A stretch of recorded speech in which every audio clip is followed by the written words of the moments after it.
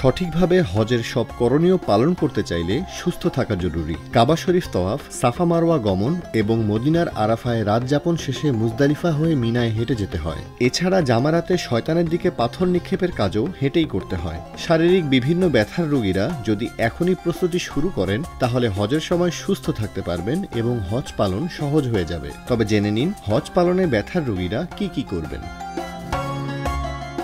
যারা তীব্র কোমর, হাঁটু বা পায়ের গোড়ালির ব্যথায় ভুগছেন তারা ফিজিওথেরাপি নিন। প্রয়োজনে দিনে 2 বার ফিজিওথেরাপি নেওয়া যেতে পারে। ফিজিওথেরাপি বিশেষজ্ঞদের দেখিয়ে দেওয়া বিশেষ ব্যায়ামগুলো নিয়মিত করতে হবে। ফিজিওথেরাপিস্টের দেখিয়ে দেওয়া ব্যায়াম নিয়মিত করলে উপকার পাবেন। হজের সময়ও ব্যায়াম করা থেকে বিরত থাকা যাবে না। পায়ের গোড়ালি ব্যথার রোগীরা হিল কুশন এবং বিশেষ ধরনের নরম জুতা ব্যবহার করুন।